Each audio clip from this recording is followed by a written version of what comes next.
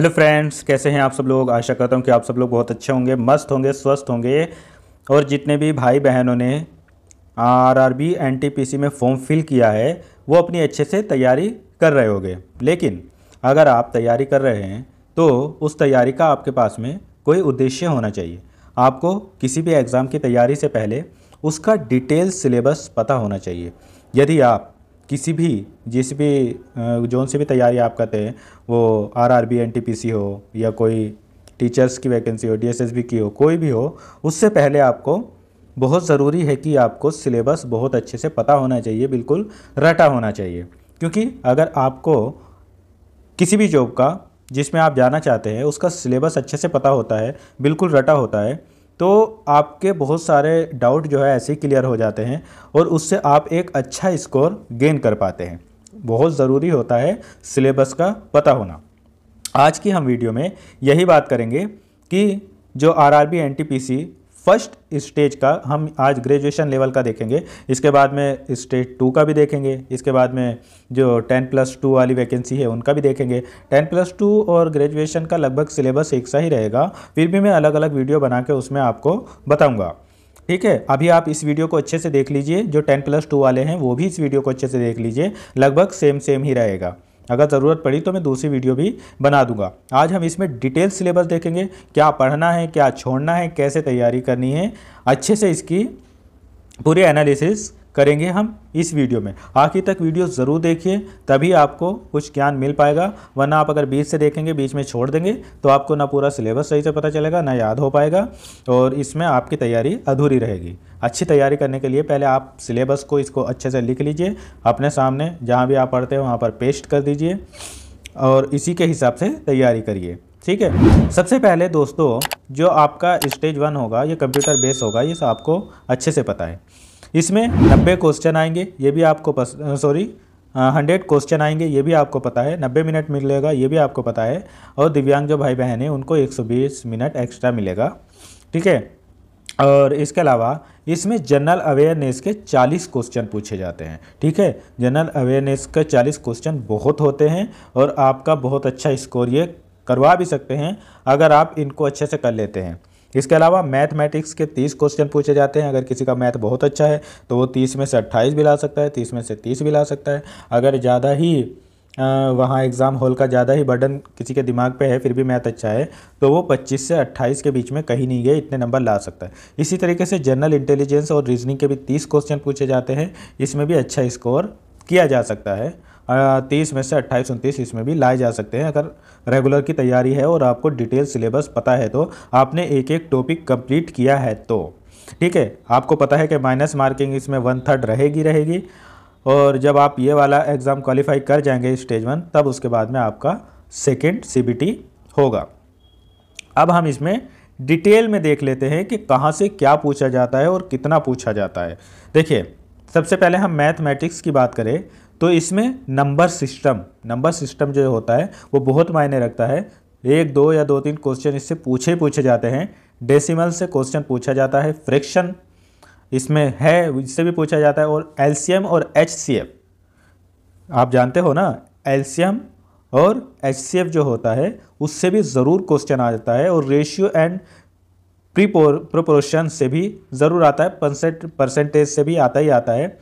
और 1-2 question mensuration से भी आता है। और टाइम एंड वर्क काफ़ी मायने रखता है आपके लिए। अगर इससे 2 भी क्वेश्चन पूछे जाते हैं तो आपको 2 नंबर का, आप जानते हैं, पॉइंट से इंसान एक जॉब पाने में अब भूमिका निभाता है। पॉइंट ये समझ लीजिए। टाइम एंड डिस्टेंस इसमें ज़रूर पूछा जाएगा।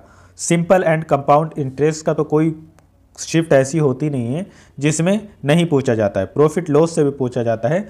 और एलिमेंट्री अलजेब्रा, इसके अलावा इसमें पूछा जाता है जियोमेट्री एंड ट्रिग्नोमेट्री और एलिमेंट्री स्टैटिस्टिक। इसके अलावा भी और कुछ जो टॉपिक इसमें छूट गए हैं उनसे भी कुछ बाहर से भी पूछ लेता है। मतलब कुछ क्वेश्चन इस तरीके से आते हैं जो आउट ऑफ सिलेबस हो जाते हैं, तो उनको तो अगर आपको सिलेबस बहुत अच्छे से पता है तो उनको तो आप कवर कर सकते हैं। तो मैंने बताया आपको मैथमेटिक्स में number system, decimals, fraction, LCM, HCF, ratio and proportion और percentage, mensuration, time and work, time and distance और simple and compound interest, profit and loss, elementary algebra, geometry and trigonometry, और इसके अलावा एलिमेंट्री स्टैटिस्टिक और भी बाहरी question थोड़े बहुत पूछे जाते हैं। लेकिन आप मैथ में इतना रट लीजिए, याद कर लीजिए और इनको सबको टॉपिक बाय टॉपिक क्लियर कर लीजिए। अभी आपके एग्जाम में काफ़ी टाइम लगेगा, तब तक एक एक टॉपिक उठाइए और अच्छे से तैयार करिए।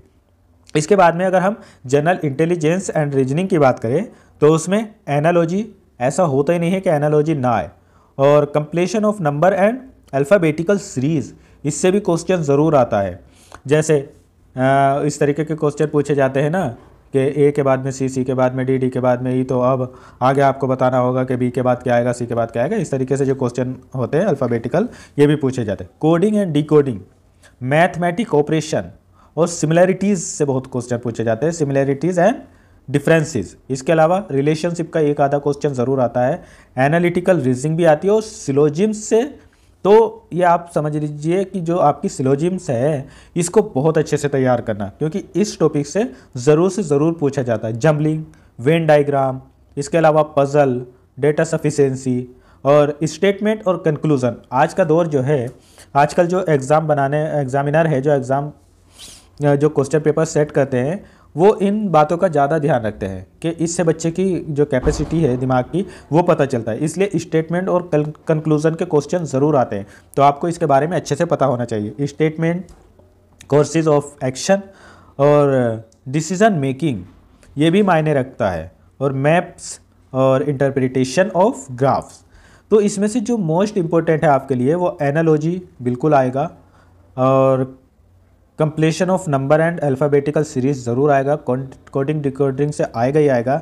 मैथमेटिक ऑपरेशन से एक दो क्वेश्चन आएगा। सिमिलैरिटीज़ से ज़रूर आता है। रिलेशनशिप का भी एक दो क्वेश्चन ज़रूर आता है, और एनालिटिकल रीजनिंग से आता है। इसके अलावा जो सिलोजिज्म है उससे ज़रूर क्वेश्चन आएगा। वेन डायग्राम से भी आएगा, और पजल वगैरह से भी आता है। ये काफ़ी लेंदी हो जाता है कभी कभी, तो इसलिए बहुत अच्छे से ये सब तैयार कर लीजिए। अब अगला है इसमें जनरल अवेयरनेस का। जनरल अवेयरनेस में तो क्या ही छोड़े और क्या ही पढ़ें, इसमें आप फिर भी देख लीजिए कि current event of national and international importance, national और इंटरनेशनल लेवल पे जो भी करंट में हो रहा है। ये नहीं कि आज आपका पेपर है तो आप उससे एक महीने का पहला देख लेंगे, नहीं। कभी कभी इसमें 2023 में अगर पेपर हुआ है तो 22 का भी दे देते हैं, अगर 24 में हो रहा है तो 2023 का भी दे देंगे, 22 का भी दे देंगे। तो इस तरीके से जितने भी फेमस चीज़ें हुई है नेशनल लेवल पर और इंटरनेशनल लेवल पर, जो हाईलाइट रहा है, उन सब न्यूज़ को, उन सब इवेंट्स को ज़रूर देख लीजिए। गेम एंड स्पोर्ट्स से आजकल क्वेश्चन बहुत आते हैं। Art and culture of India से ज़रूर आएगा, और Indian literature, monuments and place of India. इसके अलावा general science and life science, ठीक है, 10th लेवल का रहेगा CBSE।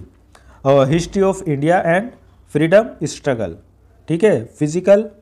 इसके अलावा social and economic, geography of India and world. इसके अलावा इंडियन पॉलिटी एंड गवर्नेंस, और कॉन्स्टिट्यूशन से भी ज़रूर क्वेश्चन आते हैं, एंड पॉलिटिकल सिस्टम। ये ऐसी टॉपिक है जिनसे क्वेश्चन पूछा जाता है। जनरल साइंटिफिक एंड टेक्नोलॉजिकल जो डेवलपमेंट्स है, including space and nuclear program of India, UN and other important जो वर्ल्ड ऑर्गेनाइजेशन है, जैसे environment issues concerning India and world at large. इसके अलावा basic of computers and computers application. इसके अलावा common abbreviation, जो शॉर्ट फॉर्म होते हैं वो भी ज़रूर आती है। ट्रांसपोर्ट सिस्टम इन इंडिया, और इंडिया की इकनॉमी, और फेमस पर्सनैलिटीज़ जितनी भी है ऑफ इंडिया एंड वर्ल्ड, जैसे किसी को कोई अवार्ड मिला हो, या इंटरनेशनल लेवल पर उसने कुछ बड़ा किया हो, नेशनल लेवल पर कुछ बड़ा किया हो, इस तरीके को क्वेश्चन ज़रूर देखना। फ्लैगशिप गवर्नमेंट प्रोग्राम, और गवर्नमेंट के जो करंट में जो स्कीम चल रही है वो सारी स्कीम बहुत अच्छे से देखना। Flora and fauna of India, important government and public sector organisation of India, etcetera etcetera. तो इन सब चीज़ों से क्वेश्चन बहुत ज़्यादा पूछे जाएंगे। और इसके अलावा जो इसमें कॉन्स्टिट्यूशन से रिलेटेड काफ़ी क्वेश्चन पूछे जाते हैं, गेम्स से रिलेटेड काफ़ी क्वेश्चन पूछे जाते हैं, इंडिया मूवमेंट जो हुआ था, इंडिया नेशनल मूवमेंट, ये सब। और CBSE से बहुत अच्छे से तैयारी करिए। जो 10th क्लास तक का जितना भी कोर्स है CBSE बोर्ड का, ये बहुत अच्छे से देख लीजिए। कुल मिला के जो करंट में चल रहा है वो उससे पहले जैसे 2024 में पेपर होगा अगर लास्ट में, तो 2023, 2022 या इससे पहले कोई ऐसी इंपॉर्टेंट चीज़ हुई हो, जैसे मोदी जी ने किसी स्कीम का कोई अनावरण किया हो, या कोई ऐसा मोन्यूमेंट्स कहीं पे कोई किसी की मूर्ति बनी हो उसके बारे में, या किसी चीज़ का अच्छे उसका निर्माण हुआ हो, ऐसी ऐसी चीज़ें ज़्यादा देखिए। आर्ट एंड कल्चर में भी जैसे जो ये लोक नृत्य वगैरह जितने होते हैं ये सब बहुत अच्छे से देख लेना। तो इनको टॉपिक बाय टॉपिक आप अच्छे से तैयारी करिए, तभी आपकी तैयारी अच्छी हो पाएगी। और मैंने ये आपको बताया है ग्रेजुएशन लेवल का CBT 1 का डिटेल सिलेबस। इसके अलावा मैं अगली वीडियो में बताऊंगा आपको 12th लेवल का भी लगभग यही है वो, लेकिन फिर भी मैं अलग से वीडियो बना दूंगा। और फिर जब ये हो जाएगा तो इसके बाद में सेकंड स्टेज में क्या क्या आएगा इसकी भी मैं किसी दिन वीडियो अपलोड कर दूंगा। कोशिश करेंगे कि हम लोग भी अपने चैनल पर तैयारी कराएंगे, तो इसलिए मेरे चैनल से ज़रूर जुड़े रहिए। Thank you so much.